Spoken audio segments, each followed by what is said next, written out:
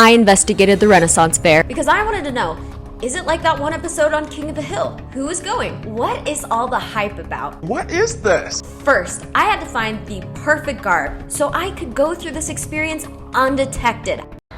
There's not a wizard costume in sight, and I'm getting pretty upset right now, to be honest. Like a Hollywood special effects. Love this. I got the bag. While I couldn't find the wizard costume I wanted, I did find a boy's size Plague Doctor costume and a boy's size deluxe vampire costume. So we just have to hope that I fit into a child size 12.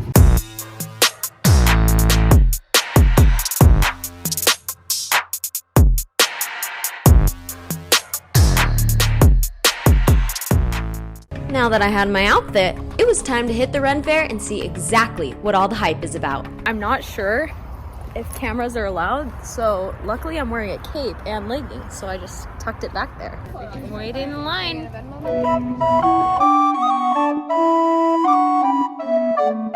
Milady, it's just strapping me in. Is that good? So good. Once we got in, it was time to start exploring the attractions. They had everything, from shopping to unicorns to public humiliation. These creepy dolls have nothing to do with the Renaissance. Or do they? I need answers, people! Oh my god, what is that? Oh my god!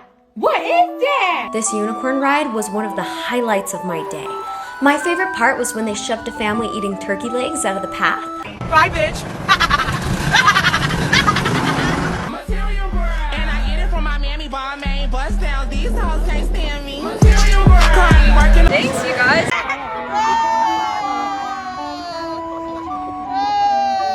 I just feel like I was born in the wrong generation. You know? After exploring the festival, it was time to get to know who the F was there. First, we met a whip expert named Daniel. He was honestly the nicest man I've ever met in my life. He showed my primary caregiver and I exactly how to use a whip. Not like that. Please stop. Not like that. Not like that. So my brother-in-law over there has been cracking whips for 10 years, and ever since I met him, I've been learning to crack whips from him. He first got interested in it when he got a whip at Boy Scout camp, and then since then he's learned through YouTube and gradually refined his technique. Daniel was having a bit of a hard day on the course, but luckily his brother-in-law stepped in and gave us the performance of life. That is ridiculous. There we go. So we got two halves. Those fit together just like that. And I left half the water in there. If anyone's thirsty. You know me.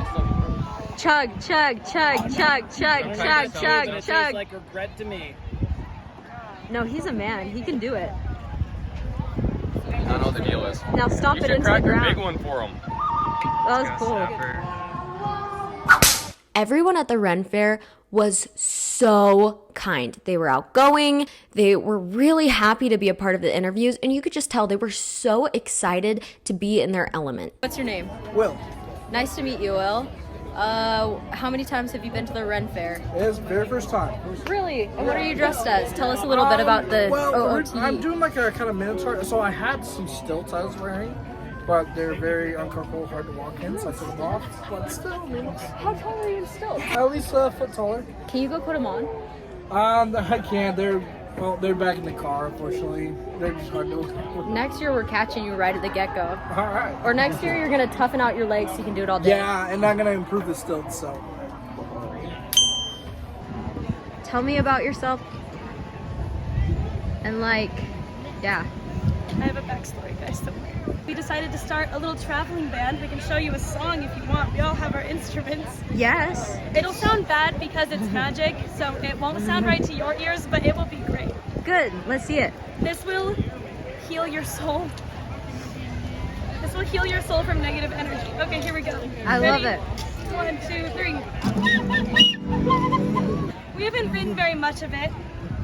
You left me wanting more though, and that's what's important. Is that what this thing is? Yes. I believe so.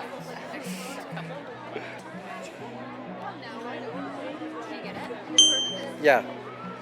I had a lot of questions going into this. Like, I was nervous. What do I say?